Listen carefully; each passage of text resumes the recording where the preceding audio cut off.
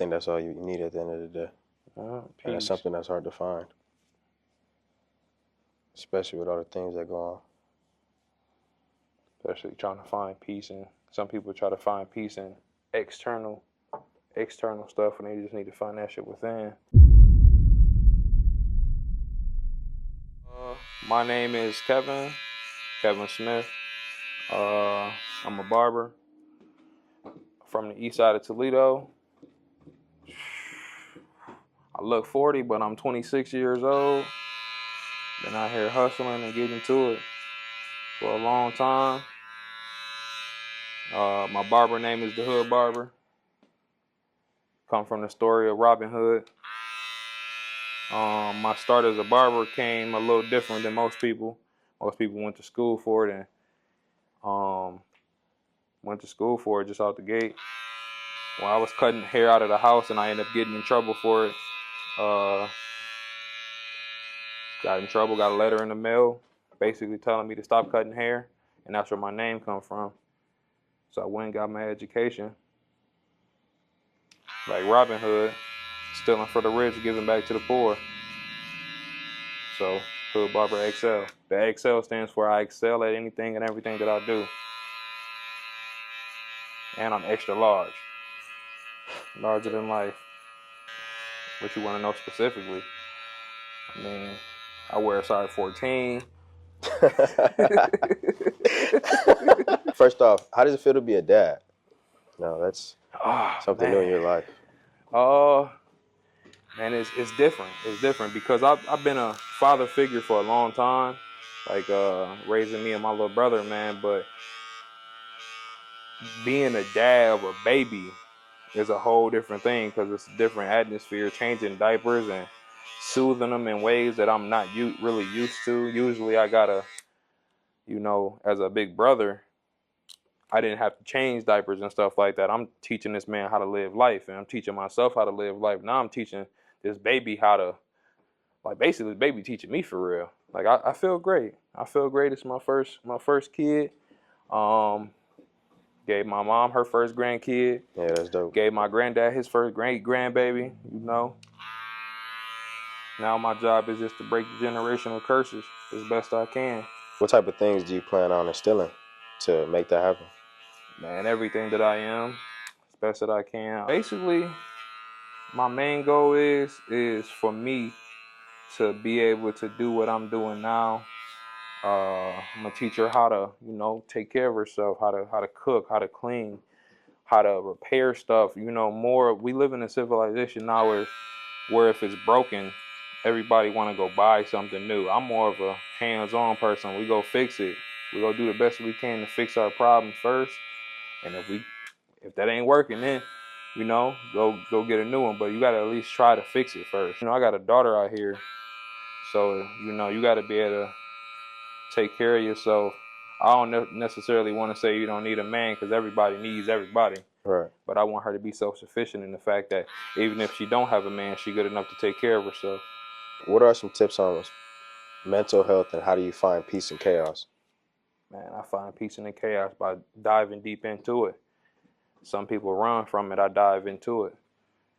My biggest thing I tell everybody, if you start off your morning happy, right, and you instantly just start feeling depressed at any point in time, take a minute and just sit back and realize, what did I just do? Like physically, mentally, what did I just do? So if I walk from that side of the room to right here and something mentally changed for me, I figure out what just happened. Take a step back. Things that I do personally, I hit the gym. I'm in there throwing weights around. My knuckles all tore up. I'm always boxing, hitting the bag. I'm punching something. I paint. I draw. I dance. I write poetry. I'm like the magical hood Negro. I got all the infinity stones, man. Multi-talented.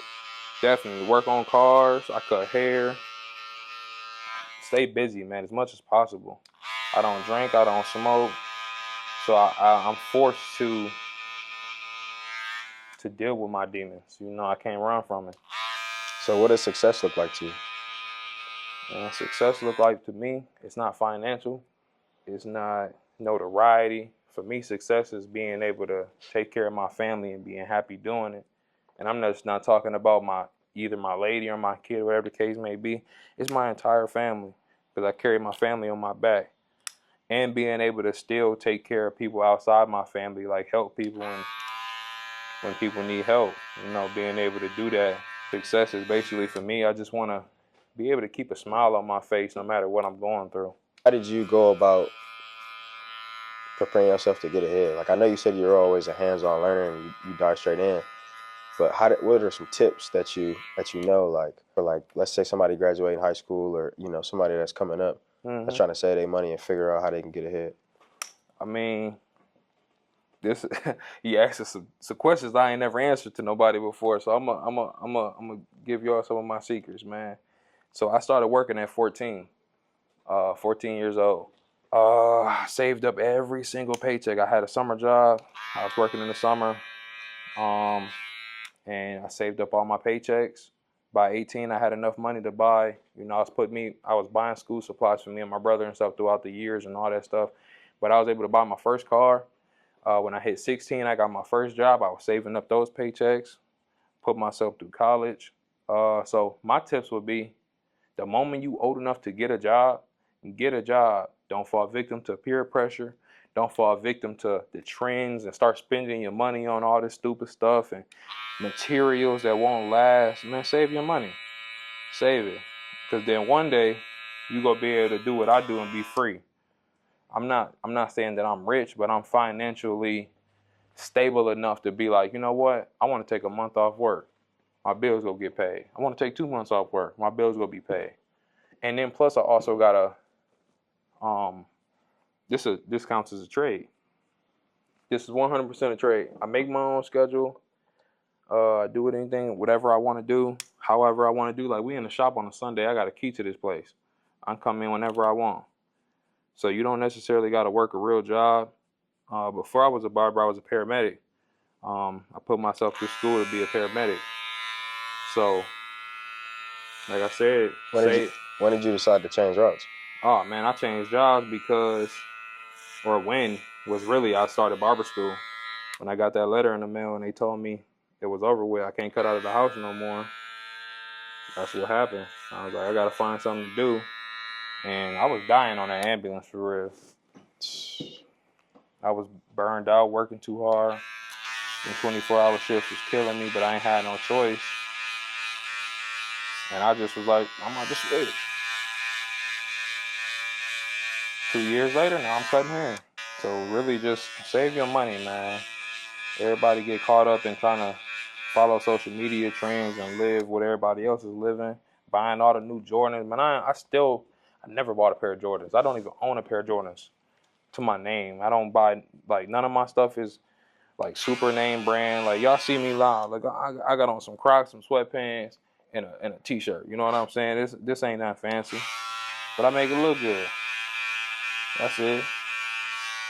Save your money, man. I can go deep into it, but Let's get into it. want to get into it. Financial literacy is one of those things, like, specifically in the black community, we don't talk about much. Why do you think that is? Because we don't understand money for real. I remember, like, when I got a credit card at 18, my mom was afraid. She was afraid of the idea of me even having a credit card. But it wasn't because she had it before and she knew what it was. It was because she just heard bad things about it. And rightfully so. So basically, a lot of the stuff that I'm doing in my life, I'm the first person to do in the family. So now, like I said, I'm Robin Hood, taking all this information that I'm learning, I'm taking it back to my people. Financial literacy comes more from just understanding what money actually, the power of money and what it can do for you. Having a credit card is one of the best things that I probably ever did in my life, because it helps out a lot. Like, even if I didn't have, like, I put myself through school most of the time because of that credit card. I was able to buy my school books, you know, and then you get cash back, you get points and stuff, all type of stuff. Like, so having a credit card actually helped, but you got to also understand it, because that credit card will put you in the hole if you don't know how to handle it right. But I think, like, in the black community, we fear things we don't know. True. And instead of getting educated, we just keep running. And the problem is we can't keep running no more, man, because we got a cell phone in our hand. We got knowledge and information and power at our fingertips, you know. And people only use it to go do TikToks and do little stomach dances and do the little TikTok trends. But that cell phone could be used to learn, teach you some stuff, man. It'll learn you something. Gotta have a whole business on it. For real, whole business. Hey, I know people selling feet pics right now. They doing more than that. Yeah. Nowadays, people just use it as a distraction. But everything is necessary though. Sometimes we do need them distractions. Yeah. But everything good in moderation, man. You start using it too much, you get distracted through life. Now you spend more time on social media than anything. I don't know if y'all did any research, but the kids and the suicide rate has increased a lot more because these kids are trying to live up to a idea of what they should be at. And I'm like, you 14. You're not going to look like Kim Kardashian and none of these super celebrities. You 14. But the kids are having an idea of what they should be looking like. They comparing themselves to other people. And shit, like, to be honest, even us adults are doing it. Trying to keep up with the Joneses. Everybody trying to keep up with the Joneses. We got to be ourselves. But the problem is saying being yourself is easy, but some people don't know themselves to be themselves. That's a great point. Gotta spend some time alone. Get to know yourself. That also stems from a lot of mental health as well. We got mental health in the black community that's bad. It goes undiagnosed, unknowledged, unpaid attention to. Most people and it get covered up a lot. And I'm not saying by the medical industry, it get covered up by us as individuals and as people. When that depression hit, most people turn to a bottle before they turn to the actual cause of where the depression coming from. You can't pay that bill. Of course you can't get that bill paid. Right. You ain't at work. You drinking a bottle. You killing E&J. You drinking hen dog. What they say? Getting Fulio off the Julio? Down Julio. What they say? Yeah. That also helped me a lot, man. Being sober throughout my life. I got the vision I can see. And I don't hold no value in money. I don't hold no value in it besides paying Columbia Gas every month. Because Columbia Gas be on me. They automatic with it. Hey, they be on me. Every time, same time, every month. My Amazon Prime be getting my pockets. Like, how you gonna take my last $4, bro? Yeah, I started cutting him a while ago. He was one of the people that I was cutting before I got evicted from the house barber. Yeah, I was cutting. Cutting him by the kitchen. Yeah, you had cut me after they sent the letter. I'm like, damn, that's crazy. Somebody was hating, and I think we knew who. Yeah, who it was. That letter's still on the refrigerator, man. That's a memory right there. Yeah, I was scared, boy. I thought they was about to come get me. So now look at you now. Look at me now, man. Doing free cuts, giving back to the kids. Which is very much appreciated, bro. Like, I really appreciate that. Because I feel like a lot of people thought I was, like, bullshitting or something when I said that. Because I've talked to, like, probably, like, over 400 people. But, like, the people that really rock with me, like, you made that shit happen. Both times. So, yeah. Like, I'm big East Side, man. Anything involving the East Side, I'm there. For real. I don't care what it is. If I'm picking up trash, I'm there. Because everybody else got a little, community. East Side got a community. We gotta uphold our stuff as best we can. Instead of put ourselves down. Feel like Eastside Allen, the only one putting on for us. He doing the most marketing. Hey, he doing the most marketing, man. Even in the cheetah fits. I'm not really a social person to the aspect of what we doing right now. So, yeah, if we gonna be have some clarity. Yeah, I'm nervous. Definitely nervous. Because this is a part of me that I've always tried to hide from the world. In the sense of I'm more of a person that like to be in the darkness of the room. I don't like being in the spotlight. I like to move in silence. I like to help people in the dark, I like to talk to people in the dark. That's why we even connected now, because, our conversations we had in the dark. No Diddy.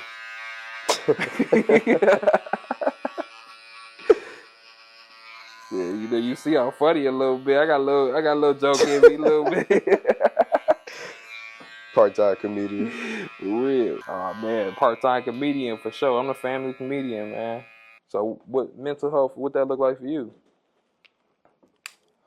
What mental health looks like to me Yeah, what it look like for you? is really being able to find peace with all the distractions in the world. Like, I try my best to make sure I go outside and, like, you know, go for a run or Oh yeah, go get for a that fresh walk, you air feel for me? And really, sure. like, Touch some grass, I yeah. wake up, like, I ain't gonna lie, I barely be sleeping, bro. Like, I wake up at like 5 a.m. and then, you feel me, that's just like my schedule. And then I'll just lock in for like 2 hours and then go to work for the rest of the day. But I really try to, like, even with all the stuff I be dealing with, like, I'm trying to make things happen. I like to, like, sit by myself and go places by myself. Like, I go to like an art museum or, you know what I mean? I try different Yeah. experiences by myself. I don't really need to go nowhere. And it's crazy that some people be scared to do that. Like, they be scared to go see the world and go see what's actually out there. I had went to Chicago 2 years ago, and people were telling me like you wasn't scared while you was out there. I'm like, what are you talking about? I mean, by yourself taking trips is kind of scary though. I feel them on that. I mean, yeah, but you still gotta experience life. Like, Oh yeah, for you sure. know what I'm saying? You Like, ain't gonna always have somebody with you. You was born in here by yourself. exactly. Yeah, So I see what you're I'm saying. not gonna let nobody hold me back from getting to where I gotta get to. Or maybe if I go here, I might like this place and move here. You know what I mean? Oh So, yeah, for sure. but I've always done that though. I'm not from here, so it's a, you know what I'm saying? It's a different story.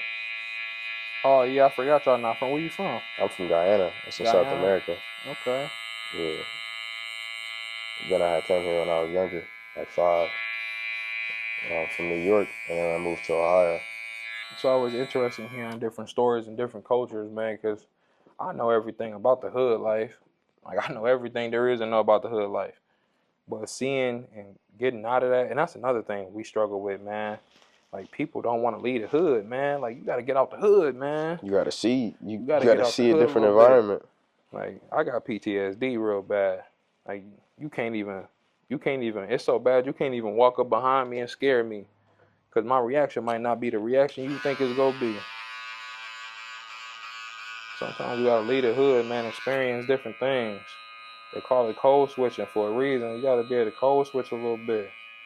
And what you being from, where you from, you feel like, well, you left at 5, so you really, most likely, I would assume you didn't get to experience most of the culture, Right. but you grew up around it because your mom is from there. Yeah. Your So people from there, she yeah. heavily instills certain things, you know, certain values, um, and that's somebody that pushed me to, you know, be my best and really work hard. It's crazy because, like, my mom is super dope. She, like, always made stuff happen. You know what I mean? Like, that's one thing about my mom. 100%. We done traveled all over. Like, I done sightseen a whole bunch of different things as far as just traveling, going back and forth to New York, you know, New Jersey, like, all. My mom took us all over. Like, we really traveled, and it's just dope to, like, as I get older, I just really want to, you know, give back to my mom, like, make sure she's straight. That's how I am, man. 100%. And you know my little brother. You know most of our story. You know how it is. Yeah. We didn't grow up traveling and stuff like that, but man, I carried my family on my back. You ask anybody in my family what it is, they'll tell you, period, point blank. I got a family full of women. I got 3 aunties and my mom, and I grew up in the household with all of them. So my aunties are more like sisters than aunts, you know. And then it was me and my little brother when they all moved out. So I was stepping up to be the man of the house. That's a big step. I know Right. you had to take a little bit of that on too. What was your experience on it? I have an older brother, so my older brother, being the older brother, you take on a little slightly different mindset until that gets passed on to your younger brother. Oh yeah, definitely. So like my older brother was basically what you was just saying, like, oh, he carried his, you know what I mean? Like, he made sure things was straight in a sense. Yeah, big bro Kareem. Yeah, so when it comes to me, like, I just, you know, took that example and did the same thing, you know what I mean? Yeah, right. So that's one thing about having an older brother that, you know, has that mentality that, like you said, can instill that into your younger brother. But one thing about me though is, like, I always been, people don't know this, but, like, I've always been a nerd. Like, Like if I enjoy something, like I'll really like study it and really get into it. Oh yeah. You know what I mean? Like that's one thing that I always taught. Like you can do anything you ever wanted to do.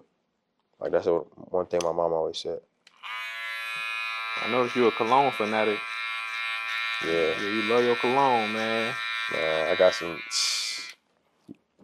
Yeah, every time I see that I boy, got he some got some heat normally, cologne, man. man. He got that heat for sure. But it's crazy. Like they getting expensive for no reason. Like you got to find some like. You gotta find a plug or You got to something, man. you You got to know. find a plug. I brought that up though. The cologne thing is because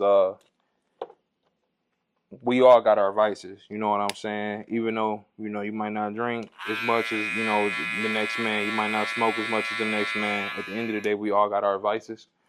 And collecting cologne for me has been something that I'm not really a big designer cologne guy. I'm more of a, if it smells good, I'm gonna buy it. I don't care if it came from Walmart, if it came from a flea market, wherever it is, I'm gonna buy it.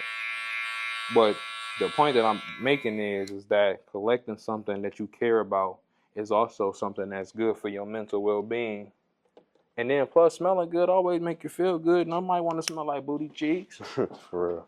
You don't want to smell like 2 cans about that ass, man. You don't want to smell like that. That's why, collect what you collect. You got to give me your top. Some My sleepers. top 3 Yeah, right now, like you said, I got this Egyptian one. I don't even know the name of it. It's like squiggly line, dot. Like that's what it say on the front. I don't know. That thing smell good though. I'll tell you that. I've been wearing the Sean John Unforgivable. The Sean John I Am King. That's an old school legend right there. That Kenneth Cole Black. I messed with Kenneth Cole Black. Nautica. Which one, man? Oh, the Nautica Voyage. Okay. I forgot it's more That's than like one. a lighter blue smell. Yeah, I only buy that one, so that's why I brought it up. Is that one? The other one smell like I don't know. I stay away from them church smells though. The ones that smell like church. Yeah, them don't work. Keep them away from me, man. You ever try YSLY? Oh yeah. I tried that one too, yeah. Bro, that's one of my favorites. So what's your interest? Like you like sports? You like football? Man, Anything like everybody always asks me that because how big I am, but I don't watch sports at all. For real? Like I don't watch nothing. Okay. No basketball, no football, no nothing. But what I am interested in is I work out. If you see me working out, you feel me? You would think, oh yeah, he work out because he work out like a football player or he work out like a boxer. I just work out. Like working out keep me balanced. So that's one of my main interests. Like I said, painting. Like I'm always like drawing. portraits. Yeah, painting portraits. Okay. I'm not really a painter for real. I'm more of a drawer. I just got into the painting, but yeah, I like it a lot. Nah, that's dope. Yeah, that's I cool. like to design. I got an iPad. I like a CAD. No, iPad. It's an iPad and it's an app called Procreate. Oh, Procreate. Yep, yeah, I know about Procreate. On there. People be making anime drawings and stuff like that. Yeah, you can make animated drawings and yeah, it's pretty cool. Yeah. But I just started doing it, YouTube recently, and I'm trying to be consistent with this now. But I want my whole channel to be about like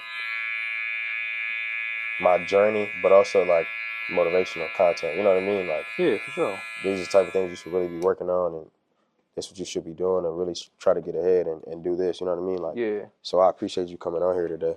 Oh yeah, no, this ain't nothing. And giving game and really showing a different side of yourself. You know what I mean? That people don't really get to see.